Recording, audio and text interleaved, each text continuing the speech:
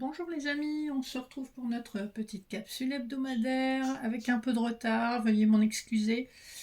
Nous regardons les énergies donc pour cette semaine, la semaine qui débute le lundi 27 juillet 2026 déjà.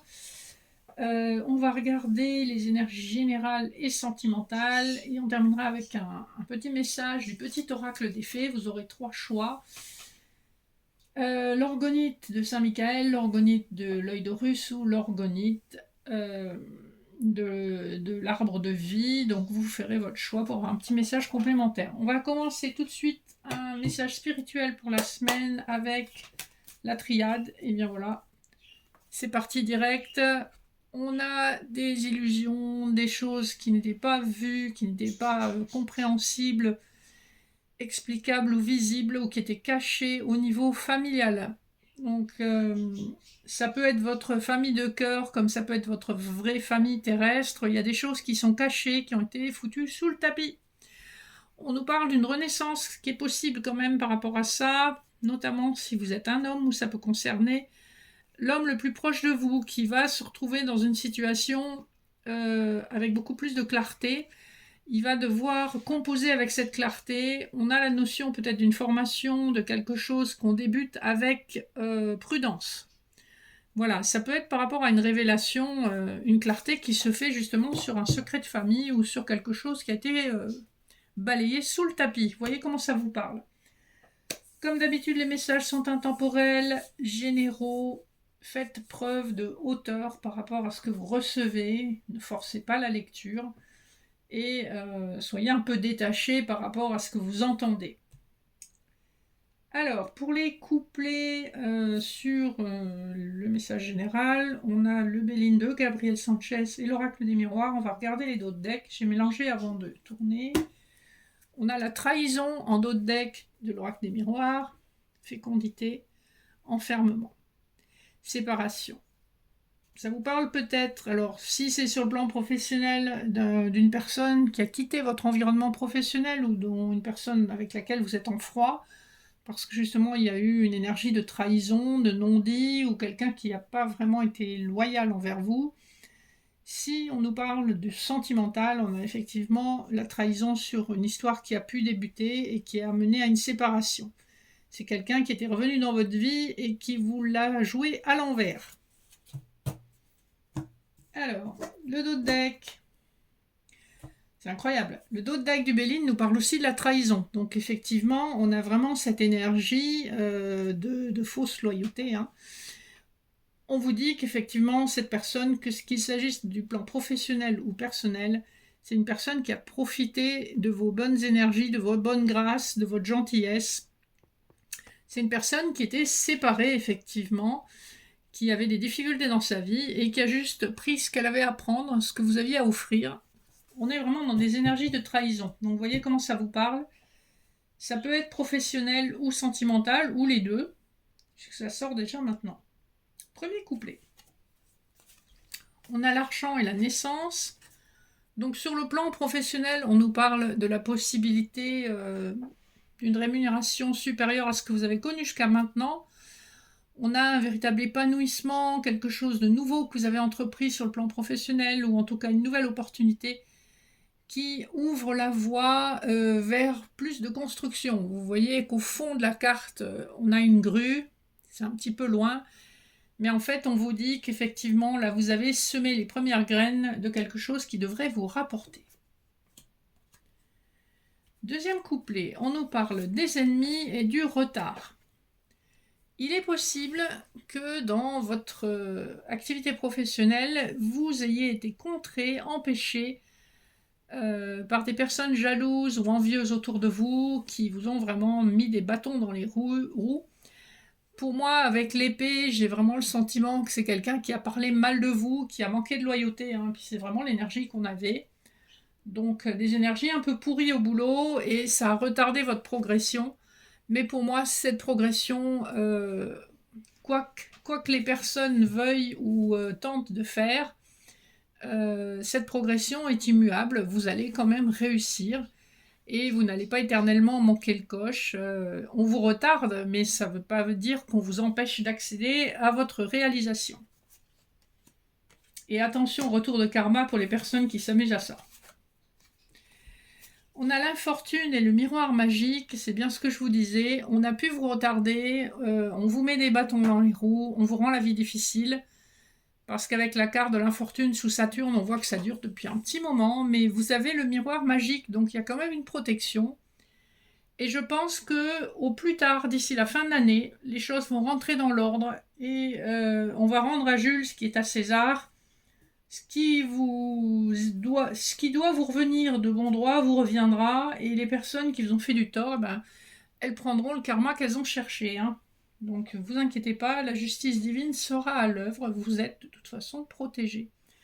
Juste faites attention à vos arrières, puisque manifestement, vous êtes assez mal entouré dans votre boulot. Voilà pour le côté pro et financier, hein, donc restez sur vos gardes, mais ne devenez pas paranoïaque non plus, de toute façon, les choses rentreront dans l'ordre. Allez, on va regarder le sentimental. Vous avez découplé du Keeper fin de siècle et du souffle intuitif des cartes, donc mon jeu, que vous pouvez retrouver en commande sur la barre d'infos. En dos de deck, on a le pivert qui nous parle de la nécessité d'être stratège en amour, de récolter les fruits de ses efforts, d'être à l'écoute de son intuition et de renaître peut-être de ses cendres. On voit que l'aspect financier vous aide parce que du coup vous êtes focalisé sur autre chose. Vous n'êtes pas tout le temps focalisé sur le sentimental. On a en dos de deck du Keeper fin de siècle un homme qui est plutôt à l'aise financièrement, qui peut être une personne officielle. Ici, la personne en uniforme peut montrer le genre d'activité de la personne en face de vous. Donc ça peut être quelqu'un qui est notaire, qui est dans l'armée, qui porte un uniforme autre qu'un uniforme militaire dans son quotidien. Ça peut être un médecin, ça peut être un infirmier, un ambulancier. Enfin, il y a toutes sortes d'uniformes de nos jours. On a, avec l'énergie du 13, vraiment une fin de cycle, mais la possibilité de stabilité et de chance. Et avec l'énergie du 22, on a l'énergie du mat, donc un nouveau départ, quelque chose de karmique. On a en tous les cas peut-être quelqu'un d'assez rigide, qui a des principes, peut-être une personne qui est plus jeune que vous, ou qui a des enfants, ou les deux, peut-être d'un précédent mariage. Et c'est une personne qui a parcouru le monde, qui peut-être vient d'une autre région, voire d'un autre pays. Alors voilà, sur le plan sentimental, premier couplet, on nous parle d'une personne fausse et du 2. Alors, vous avez pu, ou la personne en face de vous a pu avoir affaire à une âme sœur qui était une relation karmique avec le chiffre 8. Donc, une relation où on a des choses à apprendre par rapport à son karma, on a du karma négatif à brûler, on a peut-être des choses à rééquilibrer, donc on nettoie peut-être une relation passée où on n'a peut-être pas été toujours super clean, et là, effectivement, il y a une remise des pendules à l'heure. Deuxième couplet, on a les pensées et le chiffre 12, on a vraiment la notion encore avec le 8 que vous voyez un peu partout, d'une énergie karmique, de pensée un petit peu obsessionnelle vis-à-vis d'une personne. On a l'énergie du 16, donc c'est l'énergie de la tour dans le tarot de Marseille, hein, donc une révélation, une compréhension soudaine. À force de tourner en boucle, à un moment donné, c'est Eureka, j'ai compris, j'ai trouvé, je vois ce qui se passe. Hein. De toute façon, c'est un peu comme sur le plan professionnel. D'ici la fin d'année, la poussière sera retombée, vous allez y voir beaucoup plus clair et vous saurez quoi faire. Le dernier couplet nous parle de la maison, et avec les petits lapins, on nous parle de la famille. Hein, donc on nous parle de la vie que vous avez chez vous, avec vos proches, votre famille.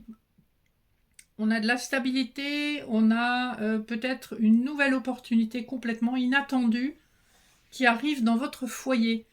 Hein, il est possible aussi que la personne en face de vous ait déjà construit elle-même une famille avec des enfants qui sont grands ou qui sont encore en partie au foyer. On a vraiment la notion de cocon, de stabilité, de refuge ici. Hein. Donc c'est un endroit où on se réfugie quand on est peut-être un peu incertain ou instable dans sa vie. Donc voilà un petit peu les énergies pour cette semaine. On a une super nouvelle lune, pleine lune, pardon, le 29.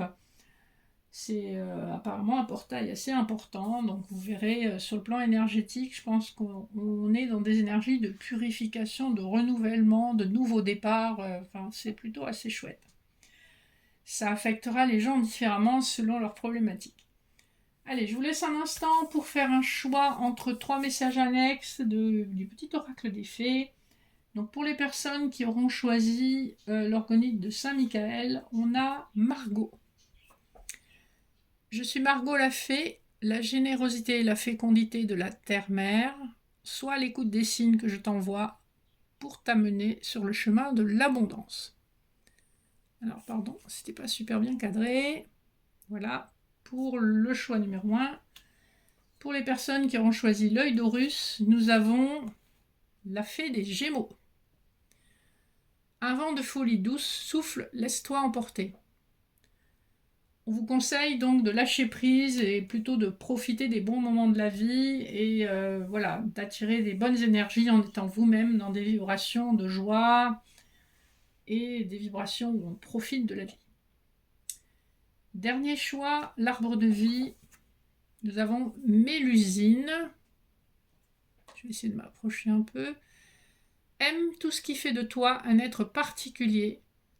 Chaque personne est unique et c'est ce qui rend le monde si merveilleux.